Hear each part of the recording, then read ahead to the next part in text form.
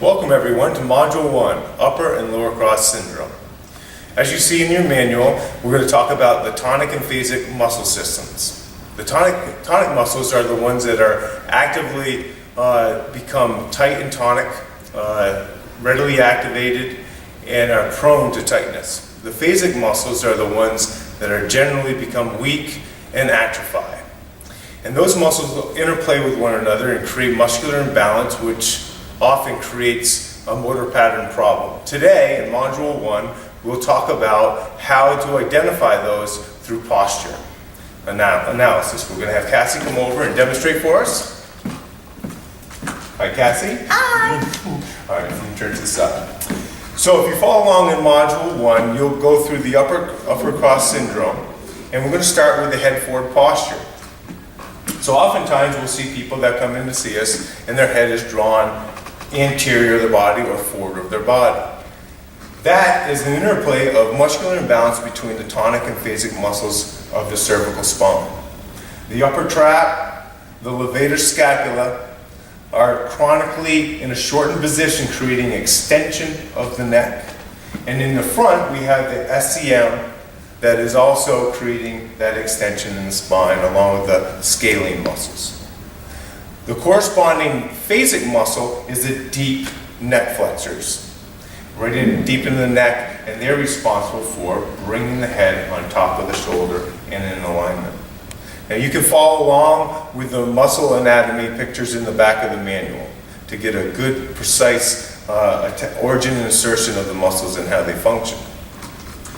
In the shoulder region, during the upper cross syndrome, we'll often see a kyphotic posture and shoulders that are rolled forward. In this particular sequence, we see in the upper thoracic spine and mid-thoracic spine, the extensors become lengthened, they become weak, so they are phasic muscles. Along with that, the mid-back muscles, the scapular muscles, I'll have you turn this way, Cassie. The scapular muscles are lengthened. The rhomboids, the mid and lower trapezius muscles are in a lengthened position and are classified as phasic muscles. I have Cassie turn around here, and as she's rounded forward, we can see that the pectoralis muscles, or the anterior muscles, are now in a shortened state, along with the latissimus dorsi and the teres major that internally rotate your hands. I'll have you turn forward. So if you see that posture, we often see that with weightlifters who do a lot of bench pressing, what have you, or a lot of office workers that are constantly in front of the computer into a seated position. Our job is to balance these muscles through strengthening and stretching of the tonic muscles, strengthening of the phasic muscles, and we're going to go through that in the next video series.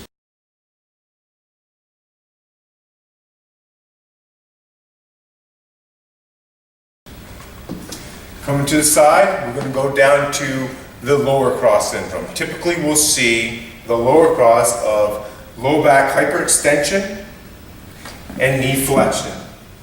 This increase in lumbar lordosis is indicative of a pelvis that's anteriorly tilted, therefore the hips are in a flexed position. So the tonic muscles being the anterior hip musculature, the hip flexors, the low back extensors, and the tonic, or the phasic muscles rather, are the gluteus muscles that extend the hip, and the abdominal muscles that anterior or posteriorly tilt the pelvis. So we're looking for balance between those muscles, and if you look in the module, the handout, then you'll see that cross syndrome happen. That's where the upper and lower cross syndrome gets its name from. They have a tendency where the low back and the hip flexors are tight and the abdominals and gluteal muscles are weak, creating an X. And that goes, and put your arms down, that goes with the upper cross too, where the deep neck flexors go with the mid-back muscles in that X fashion, and the tonic muscles of the neck, posterior neck muscles in the chest go in that X fashion. So our goal is to identify these postures and correct them through muscular balance exercises, stretching and strengthening. And later on in future modules, we'll learn how to integrate all those exercises into creating a proper motor pattern.